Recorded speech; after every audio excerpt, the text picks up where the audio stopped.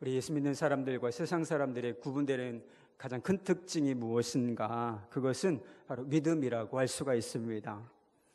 우리 예수 믿는 사람들은 믿음으로 구원을 받았죠. 그런데 믿음으로 구원받았을 뿐만 아니라 믿음으로 사는 사람들, 이것을 그리스도인이라고 부릅니다. 그러니까 믿음이 있고 삶이 있는 것이 아니라 우리가 편리상 구분하는 거예요. 사실은 믿음과 삶, 이렇게 편리상 구분하는 것이지만 사실은 한 덩어리입니다. 그러니까 믿음의 삶이 있다, 이렇게 표현할 수가 있는 것이죠. 세상 사람들은 어떻게 살아가느냐? 자기 의지와 노력으로 살아가요. 어떻게 보면 좀 안쓰러울 정도입니다. 열심히 자기 의지와 노력을, 최선을 다해서 이렇게 살아가는 모습을 보면 어떻게 보면 안쓰럽다, 이런 생각이 들 정도입니다. 그들에게는 의지할 하나님도 없고 또 그들을 도와줄 하나님도 계시지 않은 상황이 되는 것이기 때문입니다. 그러나 우리 예수 믿는 사람들은 하나님을 믿는 믿음으로 사는 것입니다. 그러니까 삶을 바라보고 삶을 살아가는 방식이 넌 크리스천들과는 완전히 다른 존재들이라고 할 수 있는 것이죠. 여러분 한번 생각해 보십시오. 믿음으로 살고 계십니까? 여러분의 삶을 보면 이것이 믿음이구나, 내가 믿음으로 살고 있구나라고 하는 어떤 증거를 여러분 스스로 찾아낼 수 있습니까? 본문 말씀은 이삭에 관한 말씀입니다. 이삭이 그랄 땅에 거주할 때 하나님께서 복을 주셔서 부자가 되었어요. 구약 성경에서는 이것이 복을 받는다 그러면 땅을 많이 차지하거나 자손이 많아지거나 또 소유가 늘어나는 것을 의미해요. 사실은 예수 그리스도의 십자가를 예표하는 것들이라고 할 수 있는 것이죠. 부자가 되었습니다. 근데 사촌이 땅을 사면 배가 아프다, 이런 것이 일반적인 정서인 것 같습니다. 그래서 이삭이 이렇게 강성해지고 부자가 된 것을 시기하는 사람들이 생겼어요. 블레셋 사람들이었습니다. 블레셋 사람들은 그러니까 이삭의 아버지 때 팠던 우물들을 이렇게 막 메꾸어 버렸어요. 화가 나니까, 이삭이 자꾸 세력이 커지니까 그 당시 우물이라고 하는 것은 생명줄이에요. 그리고 목축을 하려면 반드시 우물이 있어야 하는 것입니다. 양들도 물을 마셔야 하잖아요. 사람도 살고 또 가축들을 목축을 하려면 우물은 생명줄, 젖줄과 같은 것이었습니다. 그런데 아브라함 때 팠던 이 우물을 메워버리는 거예요. 그리고 아비멜렉이라고 하는 통치자는 이삭에게 그렇게 공식적으로 추방 명령을 내렸습니다. 이 그랄 평지에서 떠나라. 그래서 이삭이 그랄 골짜기로 들어갑니다. 골짜기로 들어가서 이제 우물을 파게 되는데, 그때마다 이삭의 목자들과 그리고 이 블레셋 사람들의 그랄 목자들과 분쟁이 생겨요. 그래서 이삭은 블레셋 사람들과의 다툼을 피해서 그랄 땅을 떠나서 부엘세바라라고 하는 지역에 오르게 됩니다. 근데 이삭이 부엘세바에 올라갔을 때 하나님께서 이삭에게 나타나십니다. 그리고 이삭에게 한 가지 약속을 상기시켜 주시고 복을 주십니다. 24절 말씀입니다. 그 밤에 여호와께서 그에게 나타나 이르시되 나는 내 아버지 아브라함의 하나님이니 두려워하지 말라. 내 종 아브라함을 위하여 너와 함께 있어 내게 복을 주어 내 자손이 번성하게 하리라 하신지라. 이것은 그러니까 새롭게 주어진 약속이 아니라 이삭의 아버지 아브라함에게 주신 약속을 다시 한번 리바이벌 해주시는 거예요. 아브라함에게 너에게 복을 주고 내 자손에게 복을 주고 번성하게 해주겠다라고 하는 약속을 주셨는데, 이삭이 그 아들인데 이삭에게 다시 한번 아버지에게 주었던 그 약속을 다시 상기시켜 주는 것입니다. 그러니까 이삭과 함께 하실 것이고, 그리고 그에게 복을 주시고 그의 자손이 번성하도록 해 주시겠다라고 하는 약속을 다시 한번 상기시켜 주신 것이지요. 하나님께서 이삭에게 복을 주시고 그 자손의 번성을 주시겠다 라고 약속하신 것은 이삭이 복을 받을 만한 어떤 근거가 있었기 때문이 아닙니다. 그러니까 복을 세상에서는 그렇잖아요. give and take, 뭔가 한 게 있어야 받는 거지 않습니까? 그런데 하나님께서 이삭에게 복을 주시겠다라고 하신 것은 그 원리에서 벗어나 있다는 거예요. 이삭이 하나님께 복을 만한 행동을 한 것은 아니었지만 아브라함에게 하신 약속에 근거하여 그냥 그 아들에게 하나님의 약속을, 하나님께서 하신 약속을 신실하게 지키시겠다라고 스스로 선포하신 것이었습니다. 그러니까 이것을 우리는 무엇이라고 부르냐면 은혜라고 불러요. 은혜라고 부르는, 내가 자격이 있어서 복을 받을 만한 자격이 있어서 하나님께서 내게 복을 주시는 것이 아니라 복을 받을 만한 어떤 일을 한 것은 아니지만 자격은 없지만 그냥 하나님께서 신실하시고 그리고 아브라함에게 하신 약속에 근거하여 내게 복을 베풀어 주시겠다라고 선포해 주시는 것, 이것이 바로 은혜라고 하는 것입니다. 그렇다면 하나님께서 복을 주시겠다라고 약속하셨으니 그냥 가만히 있으면 되는 것인가? 그럴 수도 있어요. 그런데 은혜와 짝을 이루는 것이 있다. 하나님께서 은혜를 주시겠다고 약속하셨을 때 우리의 반응이 있어야 한다라고 말씀하셨는데 그것이 바로 믿음이라는 것입니다. 그러니까 하나님의 약속이 우리의 믿음으로 붙잡아짐으로 말미암아 그것이 실제로 삶에 나타나도록 하나님께서 계획하셨다라고 하는 것입니다. 사도 바울은 우리가 구원을 어떻게 받았는지 우리가 그 구원의 원리에 대해서 이렇게 말한 적이 있습니다. 에베소서 2장 8절 말씀입니다. 너희는 그 은혜에 의하여 믿음으로 말미암아 구원을 받았으니 이것은 너희에게서 난 것이 아니요 하나님의 선물이라. 할렐루야. 너희는 그 은혜에 의하여 믿음으로 말미암아, 이런 것이 있어요.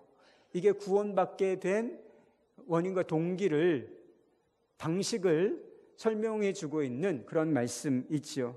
그 은혜에 의하여, 이게 원인이에요. 여러분, 우리가 구원받을 수 있는 원인이 뭐예요? 하나님의 은혜 때문입니다. 오직 값없이 주시는 하나님의 놀라운 은혜, 십자가의 은혜 때문인 것이지요. 그런데 이 은혜가 우리에게 구체적으로 실제가 되게 하는 방편이 있는데 그게 믿음이라는 거예요. 은혜에 의하여 믿음으로 말미암아, 믿음이라는 수단을 통해서 우리가 실제로 하나님께서 계획하신 대로 구원을 받게 되었다라고 그 구원의 원리를 설명해 주고 있는 것이지요. 여러분도 십자가의 은혜를 믿음으로 붙잡으셨지요? 그렇기 때문에 우리가, 그러니까 하나님이 세상을 이처럼 사랑하사 독생자를 주셨으니 이는 저를 뭐하는 자마다, 믿는 자마다, 이거 꼭 들어가요. 십자가는 무조건적인 거예요. 무조건적으로 예수님께서 십자가와 죽음을 통하여 구원의 은혜를 완성한 것입니다. 우리의 구원에 필요한 모든 것이 예수님 안에 이루어졌어요. 그런데 이것이 우리에게 적용되기 위해서는 한 가지 조건이 필요하다. 그게 믿음인 거예요. 믿음은 행위가 아니라 하나님이 오르십니다. 그리고 하나님께 속한 것을, 우리가 하나님이 이루신 것을 받아들이는 그런 빈손과 같은 것, 이것이 바로 믿음인 것이죠. 여러분, 우리가 세상에서 승리하는 삶을, 복 있는 삶을 살아가는 원리도 똑같다는 거예요. 하나님의 은혜를 믿음으로 붙잡아야 한다라고 하는 것이죠. 이삭은 복을 주시겠다라고 하시는 하나님의 약속을 믿음으로 붙잡았습니다. 복을 주시겠다라고 하나님께서 약속을 이렇게 선포하셨을 때 이삭의 반응이 나오는데요. 제단을 쌓고 하나님의 이름을 불렀습니다. 이게 무슨 뜻이냐면 예배를 드렸다는 거예요. 예배를 드렸다. 하나님의 약속을 믿습니다. 이런 표현이 뭐라는 거예요? 예배라는 거예요. 여러분, 예배는 하나님을 믿는다는 표현입니다. 하나님을 믿습니다. 이런 표현이고, 그리고 이 예배를 통하여 우리의 믿음이 강화되는 거예요. 연약하고 좀 부족한 믿음이지만 자꾸 하나님을 바라보고 하나님께 찬양과 기도와 예배를 드릴 때 우리의 연약한 믿음이 강해지는 것입니다. 그래서 그 믿음이 우리에게 더욱 실제가 되고 그 믿음이 우리에게 역사하는 믿음으로 나타나게 되는 줄 믿습니다. 그래서 여러분, 예배를 소홀하게 생각하면 안 되는 거예요. 예배를 소홀하게 생각하면 예배를 소홀하게 생각하고 온전한 믿음으로 하나님이 역사하시는 믿음으로 살 수 있나? 그렇게 살 수 없습니다. 원리가 그렇기 때문에 그런 것이죠. 그리고 하나님의 약속에 대한 신뢰, 믿음은 이삭의 삶에도 영향을 미쳤습니다. 야고보서에 보면 죽은 믿음이 있다 그래요. 죽은 믿음. 여러분, 죽은 믿음이 어떤 믿음이죠? 산 믿음이 있고 죽은 믿음이 있을 수 있다라고 말씀하고 있습니다. 여러분, 죽은 믿음이 어떤 믿음이에요? 믿기는 믿는 것 같지만, 믿는다고 말하지만 그것이 삶에는 어떤 변화도 일으키지 못하는 그 믿음을 죽은 믿음이라 부릅니다. 그게 믿음이 아니라는 거예요. 내가 하나님을 믿는데, 예수 그리스도를 믿는데, 하나님께서 내게 복 주실 것을 믿는데 내 삶은 아무것도 변하지 않아. 하나님을 믿는 게 아닙니다, 여러분. 그 믿음이 내 삶에 아무런 영향도 미치지 않아요. 하나님을 믿는 게 아닙니다. 그것은 믿는다라고 스스로 착각할 뿐이지 실제, 여러분, 그래서 그런 표현이 있는 거예요. 나를 변화시키지 못하는 믿음은 믿음이 아닌 것입니다. 나를 변화시키지 못, 내 삶을 변화시키지 못하는 믿음은 믿음이 아니라는 거예요. 반드시 믿음은 우리의 생각을 바꾸고 삶의 기준을 바꾸고 그리고 우리의 행동을 바꾸게 되어 있다라고 하는 것이죠. 이 창세기 26장을 보면 이삭이 이해할 수 없는 행동을 하게 되는 것을 보게 돼요. 이삭이 큰 부자가 되고 강성해진 것을 보고 블레셋 사람들이 시기해서 우물을 메우기 시작했다 그랬잖아요. 여러분이 판 우물을 누군가 와서 고의적으로 다 메운다라고 한번 생각해 보세요. 지금 우리가 우물물을 먹진 않지만 뭐 그렇게 가정해 봅시다. 그러면 여러분 가만히 있을 거예요? 당장 고속감이죠. 너 고소. 당장 고속감이에요. 그런데 이삭은 블레셋 사람들과 다투지 않아요. 다투지 않고 다른 지역으로 옮겨서 또 우물을 팝니다. 그러면 물이 나요. 그래서 한동안 거기서 거주하고 목축을 하는 것처럼 보이면 또 이 블레셋 사람들이 와가지고 우물을 메웁니다. 멱살잡이 해야죠. 이때는 참으면 안 되는 거잖아요. 그죠? 참으면 안 되는 거예요. 그런데 이삭이 어떻게 하느냐면 또 지역을 옮깁니다. 그래서 또 우물을 파요. 그럼 물이 나요. 그렇게 또 사람들이 쫓아와서 우물을 메우고 그리고 그랄 골짜기에서 우물을 파는데 자기네가 팠다는 거예요. 억울해도 보통 억울한 일이 아니죠. 아니, 우리 종들이 판 것이 내가 판 건데 자기네 종들이 팠다, 자기네가 팠다, 이렇게 우기는 상황을 여러분 견딜 수 있습니까? 우리 같으면 견디지 못할 거예요. 억울하고 분해서 아마 멱살잡이를 하고 그 사람들과 다퉈도 대단히 다투었을 것입니다. 그러나 이삭은 그들과 다투는 대신 또 다른 데로 가서 우물을 판다는 것입니다. 답답하죠, 좀. 이삭의 삶을 찬찬히 보면 성질 급한 사람은 미칠 것 같아요, 정말. 찬찬히 보면 어떻게 이렇게 사람이 답답하게 사나 이런 생각이 듭니다.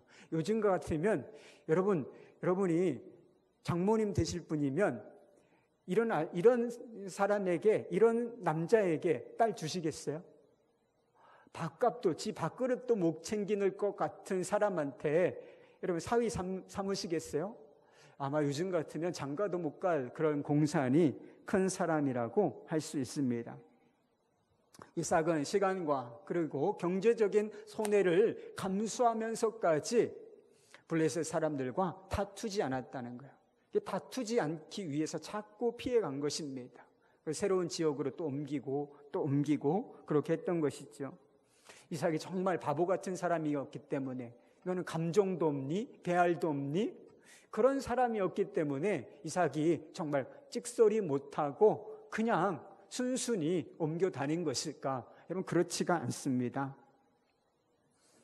이삭이 이렇게 행동할 수 있었던 이유는 이삭 안에 분명한 믿음이 있었기 때문에 그래요. 하나님이 내게 복을 주신다. 하나님이 내게 복을 주신다. 하나님께서 내게 복을 주신다. 이 믿음이 너무나 분명했기 때문에 또 옮길 수 있는 거예요. 여기가 아니어도 하나님이 복을 주시니까 이곳 붙들고 살지 않아도 내가 다른 지역으로 옮겨도 하나님이 내게 복을 주실 것이 분명하기 때문에 이것에 매이지 않고 얽매이지 않고 그것을 원하는 사람과 그렇게 전쟁하듯 다투지 않을 수 있었다라고 하는 것입니다. 많은 사람들이 하나님을 믿는다라고 하면서 이삭같이 살지 않고 블레셋 사람들처럼 살아요. 복을 주시는 하나님을 신뢰함으로 살아가는 것이 아니라 자기 의지와 자기 노력으로 살아가려고 하는 사람이 얼마나 많은지 모른다는 것입니다. 다른 사람이 잘 되면 축복해 주지 못하고 시기하고 질투하는 경우가 얼마나 많습니까? 왜 다른 사람이 잘 되는 것을 축복해 주지 못하고 화가 나는 건가요? 부장 승진했네. 화가 나요. 부자만 보면 좀 질투심이 저 사람은 부모를 잘 만나서 저렇겠지. 나는 이게 뭐야? 이런 자격지심 같은 것이 드는 이유가 무엇입니까?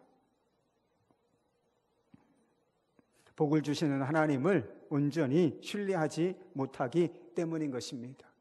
여러분, 이 세상의 자원은 한정되어 있어요. 그죠? 자리도 한정되어 있지 않습니까? 여러분, 회사 다니시는 분들 대표이사 자리가 수십 개씩 돼요? 그렇지 않잖아요. 하나 자리고 임원 자리는 몇 개고 자꾸 이렇게 위로 올라갈수록 자리가 줄어버립니다. 적어져요. 그래서 경쟁을 하게 돼 있어요. 누군가 그 자리를 차지하면 나는 그 자리를 차지할 수 없게 됩니다. 누군가 내가 원하는 것을 가지면 나는 그것을 가질 수 없다라고 하는 그런 생각을 갖게 되는 것이지요. 그러니까 내가 얻어야 되는데, 내가 차지해야 하는데 그것을 다른 사람이 먼저 선점하고 가져버리면 억울한 거죠. 억울한 느낌이 드는 것입니다. 그래서 시기 질투가 생기고 그리고 감정이 좋지 않게 되고 다툼과 분란 이런 것들이 끊이지 않게 되는 것입니다. 사울 왕을 한번 생각해 보십시오. 사울 왕은 이스라엘의 첫 번째 왕이었습니다. 이 첫 번째라고 하는 것은 중간만 해도 대단한 의미가 있어요. 그죠? 첫째라고 하는 것은 대단히 중요한 의미가 있는 자리입니다. 그래서 이스라엘 이 나라가 세워져서 첫 번째 왕이 세워졌는데 그 사람이 바로 사울이었다는 거예요. 그런데 성경은 이 사울을 실패자라고, 실패한 왕이라고 기록하고 있습니다. 사울과 다윗의 관계가 처음에는 괜찮았어요. 좋았습니다. 그런데 갑자기 이 관계가 틀어진 계기가 있어요. 사울이 노래를 듣고 있는데 이런 노래소리가 들렸습니다. 사울이 죽인 자는 천천히요, 다윗은 만만이로다. 감정이 상했습니다. 이 노래를 듣는데 감정이 상했어요. 내가 죽인 자는 천천히고 다윗이 죽인 자는 만만이다. 갑자기 어떤 생각이 들었느냐면 내 자리가 위태롭구나 라고 하는 생각이 들었다는 거예요. 내가 이 왕위를 저렇게 백성들이 다윗을 칭송하니 내 이 왕위를 빼앗길 수도 있겠구나라고 하는 생각이 드는 즉시 다윗이 미워졌습니다. 그리고 다윗을 죽이기 위하여 모든 에너지와 열정을 쏟아붓는 것처럼 그렇게 살았다라고 하는 것이지요. 그렇지만 다윗을 죽이고 싶어도 죽일 수 없었고 또 왕위를 지키고 싶었지만 지킬 수도 없었습니다. 하나님의 계획이 다윗에게 왕위를 넘겨주시는 것이었기 때문입니다. 하나님께서 복을 주시기로 결정한 사람이 누구였는가? 다윗이었기 때문이라 하는 것입니다. 아마 사울이 자신을 왕으로 세우시고 그리고 자신에게 복을 주시는 하나님을 진짜 믿었다면 다른 선택을 했을지도 모릅니다. 그리고 사울의 삶은 다르게 성경에 기록되었을지도 모를 일이라 하는 것입니다. 사울이 실패한 왕으로 기록되었던 것은 그가 믿음에 있어서 실패했기 때문이라 하는 것이죠. 많은 사람들이 하나님을 믿지 아니하고 다른 것을 믿고 의지하고 살아갑니다. 통장을 믿고 그리고 보험을 믿고 이렇게 살아가려고 하는 사람들이 얼마나 많은지 몰라요. 보험이 두려움을 막을 수 있을까? 하도 사고와 질병 이런 것들이 너무나 많으니까 보험을 드는 것은 나쁜 일은 아니라고 생각합니다. 그런데 이 보험이 정말 우리의 삶을 지켜줄 수 있습니까? 보험 말 그대로 우리의 삶을 지켜줄 수 있겠느냐는 거예요. 두려움으로부터, 염려로부터, 불안으로부터 이것이 우리의 삶을 지켜줄 수 있을까? 여러분, 그렇지 않습니다. 보험을 몇 개씩 가지고 계시죠? 괜찮습니다. 그런데 그것 때문에 염려하지 않게 되었습니까? 그것 때문에 마음이 평안하신가요? 그렇다면 보험 100개라도 드십시오. 100개라도 드세요. 그렇지만 보험을 100개 가져도 결코 삶의 염려는 없어지지 않아요.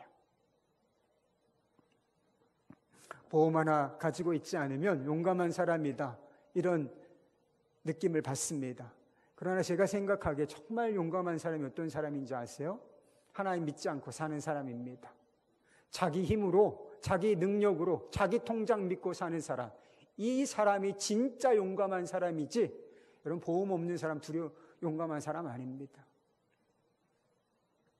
복을 주시는 하나님을 믿어야 두려움과 염려로부터 자유롭게 될 수 있는 것입니다. 복을 주시는 하나님을 믿어야 시기 질투에 빠지지 않고 다른 사람을 축복해 줄 수 있는 거예요. 얼마나 멋져요, 여러분. 잘된 일 있으면 크게 한번 박수 한번 쳐줍시다. 아, 잘됐다, 잘했어. 아, 이렇게 시원하게 다른 사람 한번 축복해 주면 안 됩니까? 아, 그러면 좋잖아요. 그러면 나도 좋고 그 축하받는 사람도 너무 행복하고 관계도 좋아지고 이렇지 않습니까? 공졸해서 마음 꽁하고 감정이 상하고 이렇게 살 이유가 뭐가 있습니까? 손해를 보고 조금 억울한 일을 당해도 악을 악으로 갚지 아니하고 성경에 보면 그를 축복하라, 저주를 갚지 말라, 이런 말씀이 있잖아요. 그를 위하여 기도하라. 이렇게 살 수 있는 힘이 어디서 오냐? 하나님께서 내게 복을 주신다, 하나님 내 삶 책임져 주신다 라고 하는 분명한 확고한 믿음이 있을 때 우리가 그렇게 살아갈 수 있다라고 하는 것이죠. 여러분, 중요한 사실은 우리가 복을 주시는 하나님을 진짜 믿을 때 하나님이 우리의 삶에 드러나신다는 거예요. 하나님이 우리와 함께 계시고 그리고 우리 안에 역사하시는 증거가 우리 삶에 나타나게 되어 있다라고 하는 것입니다. 이삭에게 추방 명령을 내렸던 아비멜렉이 다시 이삭을 찾아옵니다. 그리고 이삭을 찾아와서는 이렇게 말해요. 28절 말씀입니다. 그들이 이르되 여호와께서 너와 함께 계심을 우리가 분명히 보았으므로 우리 사이 곧 우리와 너 사이에 맹세하여 너와 계약을 맺으리라 말하였노라. 더 이상 싸우지 말고 이제 우리 평화 조약을 체결하자, 그렇게 청하러 온 것입니다. 그런데 그 이유가 무엇인가? 하나님께서 너와 함께 계신 것을 우리가 봤다, 그렇게 표현하고 있어요. 하나님이 내 편이신 것을 내가 봤어. 그러니까 이제 안 되겠어, 우리 평화 조약을 체결하자, 사이좋게 지내자, 이런 청을 하러 아비멜렉이 찾아왔다라고 하는 것이죠. 이삭은 블레셋 사람들이 우물을 메우거나 빼앗을 때마다 그들과 싸우지 않고 다른 지역으로 이동했습니다. 다른 지역으로 이동해서 우물을 팠어요. 우물은 젖줄이라 그랬죠. 굉장히 중요합니다. 우리나라는 지금 땅을 좀 깊이 파면 대개는 물이 나와요. 대개는 물이 나옵니다. 조금 끈기를 가지고 깊이 파면 물이 다 나오게 돼 있어요. 물이 어느 정도 풍부한 나라이기 때문에. 그런데 이 중동 땅은 그렇지 않습니다. 땅을 깊이 파면 물보다 기름 만나기가 쉬워요. 물보다 기름 만나기가 쉬워. 물이 굉장히 귀한 나라입니다. 제가 우물을 본 적이, 부에세바 이 우물을 봤어요. 이 돌을 떨어뜨리면 한참 내려가서 똑하고 소리가 나요. 퐁당. 그 정도 깊이 파야 돼요. 그 정도 깊이 파야 물이 나옵니다. 그런데 그러니까 물이 그렇게 귀하다는 거예요. 그런데 이상하게 자리를 옮겨서 땅을 파면 이삭이 이 땅을 파면 물이 나오는 거예요. 아니 그걸 또 메워. 그래 또 옮겨서 이삭이 또 땅을 파면 또 물이 나. 이거는 한두 번은 그렇게 할 수 있어요. 한두 번은 돌로 맞고 막 해서 이삭의 삶을 망쳐보려고 어떻게 해볼 수는 있다는 거죠. 그런데 계속 옮기는 곳에 땅을 파는 곳마다 물이 나니까 이거 도저히 우리가 어떻게 해볼 수가 없구나. 이거는 기적이야. 이거는 저가 믿는 신 하나님이 함께 하셔서 하는 일이야. 우리가 신을 대적하여 어떻게 이길 수 있겠어. 그러니까 차라리 평화조약을 맺는 게 낫겠다. 이렇게 판단할 수밖에 없었다라고 하는 것입니다. 많은 사람들이 더 많은 이익을 얻기 위해서 약삭빠르게 행동합니다. 간이 붙었다, 쓸개 붙었다 한다는 이야기가 있죠. 달면 삼키고 쓰면 뱉습니다. 권모술수에 능한 사람을 능력 있는 사람이라고 평가하기도 합니다. 다른 사람을 짓밟고라도 승자의 위치에 성공한 사람이라는 평가를 받고 싶어하는 것입니다. 이런 세상에서 손해와 또 희생을 감수하는 것은 바보 같은 일인 것 같습니다. 양심을 지키는 일, 정직과 신뢰, 그것은 너무나 허무맹랑한 일 같습니다. 그런데요, 이런 세상 풍토 속에서도 하나님의 법과 성경적인 가치를 바보처럼 지켜낼 수 있는 사람이 있어요. 하나님을 믿는 사람입니다. 하나님이 내 편이시다. 하나님이 내게 복을 주신다. 하나님이 내게 은혜를 주신다.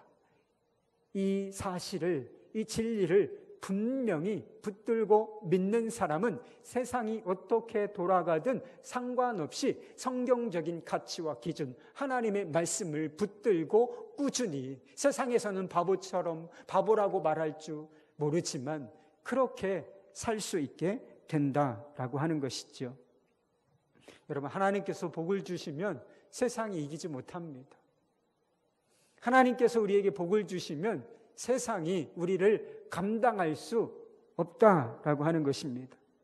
저렇게 살면 실패할 것 같아도 하나님께서 복을 주시면 막을 사람이 없다라고 하는 것이지요. 주중대사이셨던 김하중 장로님의 이야기를 들은 적이 있습니다. 알고 계신 분들도 있으실 거예요. 그분이 그런 말을 하시더라고요. 세상적으로 성공한 사람들 자기 많이 만나봤다는 거예요. 고위직 공무원이니까 주변에 다 그런 사람들이잖아요. 장관, 국회의원, 고위직 공무원들, 다 즐비한 세상에서 성공했다라고 하는 사람들 늘 교제하고 살았지 않겠습니까? 그런데 그 사람들 만나봤는데 그 자리 유지하기 위해서 얼마나 불안해하고 두려워하는지 모른다는 거예요. 겉은 그럴듯하지만 마음속으로는 다 시기와 질투, 교만, 불안, 근심으로 가득하더라는 거예요. 여러분, 이런 사람이 행복할 수 있겠습니까? 좋은 외제차, 고급 외제차 폼나게 몰고 다닐 수 있지만 마음은 여전히 불안하다는 거예요. 권력자다, 말 한마디면 정말 설설 기는 사람이 깔려있지만 그도 위가 있기 때문에 자기 자리 유지하기 위해서 마음이 그렇게 불안할 수 없다. 그런 사람들이 너무나 많다는 것입니다. 그런데 장로님은 공직자 생활을 30년 하면서도 승진하기 위해서 인사청탁 한번 해본 적이 없다 그래요. 골프를 치는데 이 고위공직자들 사이에서는 골프를 취미로 치는 게 아니에요. 승진의 도구로 삼습니다. 청탁 이런 것의 도구예요. 나 좀 잘 봐달라 이런 뜻입니다. 그런데 그런 목적으로 단 한 번도 골프를 친 적이 없다라고 하는 것입니다. 그리고 장관 재직 시에는 통일부 장관을 하셨죠. 술도 안 하고 기도만 해서 장관 하겠냐. 주변에서 이렇게 공공연하게 비꼬고 또 조롱하는 사람들이 있었다라고 합니다. 그런데 장로님 안에는 한 가지 믿음이 있었다 그래요. 아무도 도와주지 않아도 하나님만 도와주시면 된다. 아무도 도와주지 않아도 하나님 내 편이시면 된다. 이 믿음 하나로 공직사회에서 그렇게 버텨냈다는 거예요. 접대하지 않고 아등바등하지 않고 기도하며 하나님의 법과 뜻을 지켜나가려고 애를 썼다라고 하는 것입니다. 김하중 장로님은 세상과 타협하고 세상의 방법을 따르지 않았어요. 그런데 김하중 장로님이 가지고 있는 기록이 있어요. 그러면 주중대사로서 최장수 주중대사라고 하는 기록이 있습니다. 우리는 이게 감이 안 오잖아요. 그런데 외교관들 사이에서는 이게 대단한 기록이라 그래요. 대단하게 평가받을 수 있는 그런 기록을 보유하신 분으로 남아 있게 되었습니다. 그래서 사람들에게 그렇게 물어본다는 거예요. 어떻게 하면 그렇게 주중대사를 오래 하실 수 있습니까? 그러면 이 장로님이 이렇게 물어본다는 거예요. 하나님을 믿으십니까? 하나님을 믿으십니까? 이렇게 하나님 이야기를 하신다라고 하는 이야기를 들었습니다. 여러분, 세상은 믿음으로 사는 사람들을 이기지 못합니다. 처음에는 믿음으로 사는 사람들 조롱하고 비웃을 수 있어요. 그러나 끝까지 하나님 내게 복을 주시고 나와 함께 하시고 하나님 믿음의 열매를 나타내 보여주실 것이다. 이 믿음으로 승부하면 여러분 이기게 되어 있어요. 세상을 이기는 힘은 이것이니 우리의 믿음이라. 믿음이 결국은 세상을 이길 수 있는 힘이 되기 때문인 것입니다. 그래서 결국은 세상도 우리가 믿음을 고집하고 믿음으로 살아내면 패배를 아비멜렉처럼 패배를 인정할 수밖에 없는 상황이 된다는 거죠. 직장에서 팀장이 되셔서 술 문제로 제게 상담을 요청하신 분이 있어요. 세상적인 기준으로는 술과 접대를 잘해서 영업의 어떤 효율이 실적이 높아지면 되는 거죠. 그래서 영업하는 사람들이 술에 쩔어 살아요. 접대를 해야 되니까. 그런데 이분은 그것이 가책이 됐던 거예요. 그런 요구를 자꾸 받는데 그리스도인으로서 하기가 어려운 거예요. 근데 더더군다나 이제 팀장이 됐어요. 또 직책이 올랐습니다. 압박이 더 심해지게 되었습니다. 상사들의 압박이 점점 심해졌는데 그렇게 요구했대요. 너 접대할래? 회사 그만둘래? 너 접대할래? 회사 이제 그만둘래? 이렇게 자꾸 압박이 들어왔는데 여러분 어떻게 생각하십니까? 접대해야 합니까? 회사 그만둬야 됩니까? 제가 회사를 그만두라고 하지는 않았어요. 그렇지만 여러분, 우리가 정말 하나님이 내게 복을 주신다. 하나님이 창조주 하나님이시다. 이게 내 믿음이라면 여러분 어떤 선택을 해야 하겠습니까? 먹고 살아야 하니까, 가장이니까 어쩔 수 없이 회사에서 요구하는 대로 해야 하겠습니까? 그렇지 않은 것이죠. 정말 하나님을 믿는다면 여러분 선택은 분명한 것입니다. 여러분 우리의 삶에 승리가 나타나지 않고 하나님께서 함께해 주시는 증거가 나타나지 않는 것은 우리가 이런 문제들에 대해서 적당한 선에서 타협하기 때문에 그런 것입니다. 세상과 타협적인 태도를 취하기 때문에 정말 믿음의 승부를 안 하는 거예요. 그러니까 믿음이 결국은 어떤 결과를 내 삶에 나타내는지 믿음의 열매가 무엇인지를 우리 스스로 한 번도 맛보지를 못한다는 것. 아, 이 믿음의 능력이 이것이구나 라고 하는 것을 우리가 맛보지를 못해요. 마틴 루터 킹 목사님이 흑인 민권 운동을 하실 때였습니다.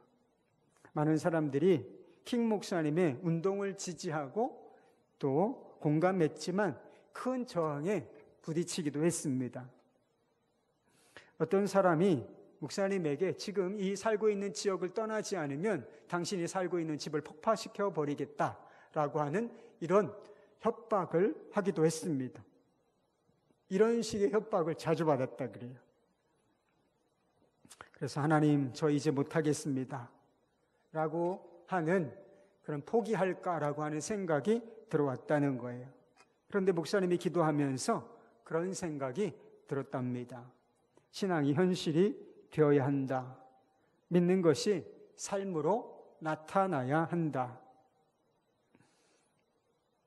목사님이 하나님, 제가 비록 약하고 힘들고 어렵지만 이 믿음이 현실이 되게 해주십시오 라고 기도했을 때 하나님께서 그런 음성을 들려주셨다고 합니다. 의를 위하여 일어나라. 두려워하지 말아라. 내가 어디로 가든지 너와 함께 하리라. 포기하고 싶은 마음이 사라지고 다시 이 약속의 말씀을 붙잡고 일어섰습니다. 민권운동을 다시 이끌었습니다. 우리가 알다시피 이 마틴 루터 킹 목사님은 총에 맞아 죽었습니다. 그러나 이 마틴 루터 킹 목사님을 실패자로 기억하는 사람은 거의 없습니다. 다 승리자로 기억하고 있다는 것이죠. 유명한 연설이 있죠. I have a dream. 나는 꿈이 있습니다. 나는 소망합니다. 백인과 흑인이 조화롭게 사는 세상을. I have a dream. 나는 소망합니다. 이런 연설을 하셨는데 여러분, 이 소망이 실제가 되었어요. 지금 완벽한 것은 아닐 수도 있습니다. 그러나 이 민권운동을 통하여 믿음에 헌신한 사람을 통하여 이 믿음이 실제로 나타나는 역사를 하나님이 이 미국 전역의 역사 속에 보여주셨다라고 하는 것입니다. 주기철 목사님이 순교하시기 전에 마지막 설교를 하셨습니다. 일반적으로 일사각오다라고 하는 설교 제목으로 알려진 설교입니다. 기도문 형식으로 되어 있는데 두 번째 단에 두 번째 부분에 이런 내용이 있습니다. 둘째, 장기간의 고난을 견디게 하여 주옵소서. 단번에 받는 고난은 이길 수 있으나 오래 끄는 장기간의 고난은 참기 어렵습니다. 한 걸음만 양보하면 그 무서운 형벌을 면하고 도리어 상을 준다는데 많은 사람들이 넘어갑니다. 말 한마디만 타협하면 살려주는데 용감한 신자도 넘어지게 됩니다. 하물며나 같은 연약한 약절이 어떻게 장기간의 고난을 견디어 배기겠습니까? 다만 주님께 의지할 뿐입니다. 그래서 나는 십자가, 오직 내 주님의 십자가만 바라보고 나아갑니다. 우리 주기철 목사님은 결국 순교하셨죠. 그렇지만 주기철 목사님은 우리의 가슴 속에, 한국 기독교 역사 속에 신앙의 자존심을 지킨 사람으로 기록되어 있습니다. 진정한 승리자로 기록되어 있다는 것입니다. 다 신사참배로 무너질 때, 한국 교회가 영적으로 완전히 무너진 것 같을 때에도 신앙의 자존심을 지킨 사람이 있다. 하나님 편에 섰던 사람이 있다라고 하는 사실을 보여주고 계시다라고 하는 것이죠. 여러분, 사랑하는 여러분, 세상으로 나아가면 그런 소리가 우리 귓가에 쟁쟁하게 들릴 것입니다. 너의 이익을 구하라. 다른 사람을 짓밟고 경쟁해서 승리하라. 적당히 하라. 적당히 하라. 여러분, 그럴 때 복을 주시는 하나님을 기억하실 수 있기를 바랍니다. 내게 은혜를 주시고 내게 복을 주실 분이 누구신가? 그분은 우리 하나님이십니다. 십자가의 은혜를 이미 베풀어 주신 하나님께서 우리에게 복을 주시고 우리의 삶이 승리하도록 우리를 이끌어 주실 것입니다. 포기하고 싶을 때 믿음은 삶으로 나타나야 하는 것이다. 여러분, 이 진리를, 이 사실을 붙드실 수 있기를 바랍니다. 복을 주시는 하나님을 믿고 하나님의 말씀을 바보처럼, 이삭처럼 그렇게 담대하게, 담담하게 지켜나가는 저와 여러분 되시기를 우리 주 예수 그리스도의 이름으로 축복합니다.